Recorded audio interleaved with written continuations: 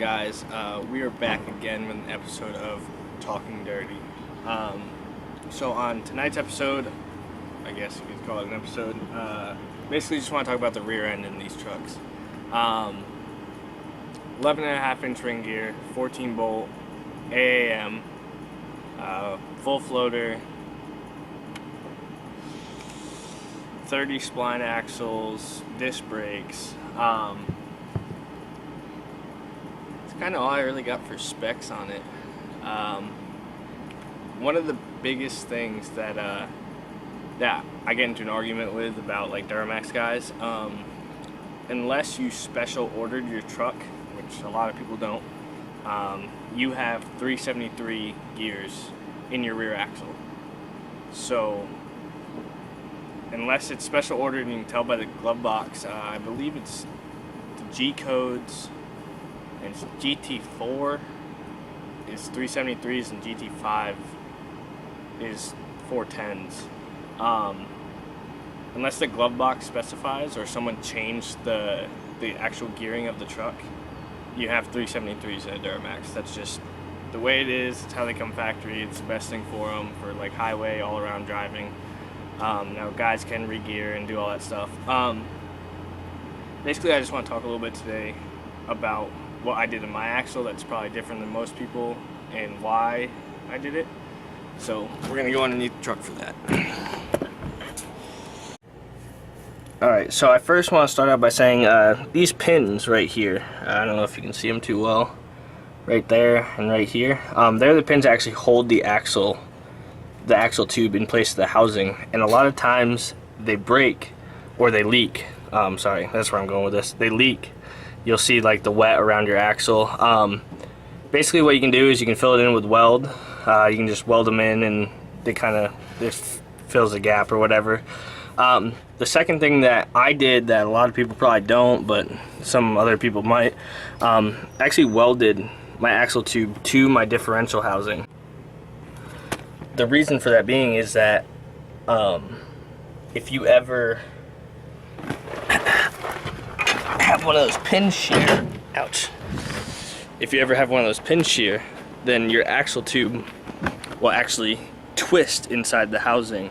And I've seen it happen before on a guy with a stock truck, just EFI Live, and he took off hard or did a burnout and the axle tube just twisted inside the housing. A lot of times if you're lucky you can just turn it back and weld them in and then you're good to go. But basically I did this as a preventative measure so that that doesn't happen.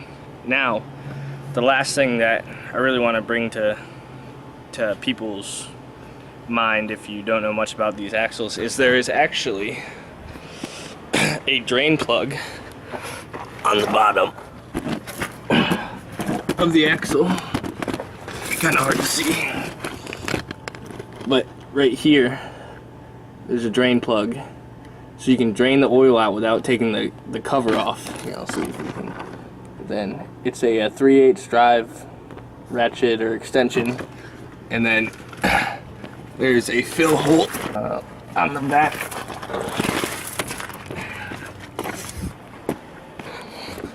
And then you just refill it from the fill hole in the back. And now all you have to do is you just pour the fluid in until there's like, until it basically starts dripping out of the hole on the back diff cover after you put the bottom plug in, obviously. Just put the fluid in, fill it up until it starts dripping out, put the plug in and you're good. That might save you some time so you don't need to pull the whole back cover off. Have to re-gasket it and RTV and do all that stuff. So other than that, we'll say these they're limited slip differentials, so they're pretty badass when they're good. They kind of suck when they're bad, but they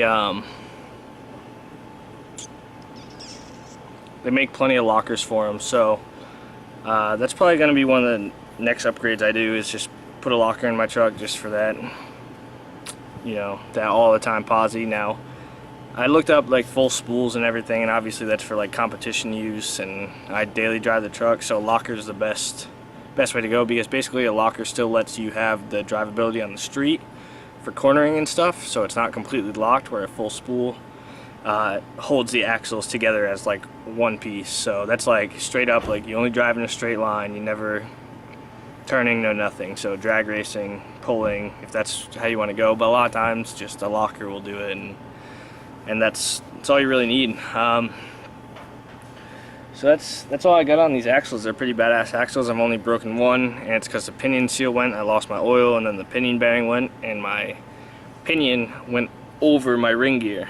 So never been able to blow it up, and I've done some burnouts, and obviously I got in the accident and changed another one. So pretty pricey axle to come by, but if you don't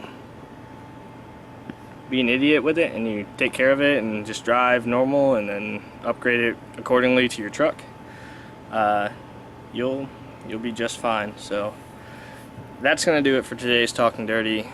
Filled you in on the axle and these Duramaxes, and if you liked the video, go ahead and hit the like button. If you're new to the channel, subscribe, and we'll see you next week.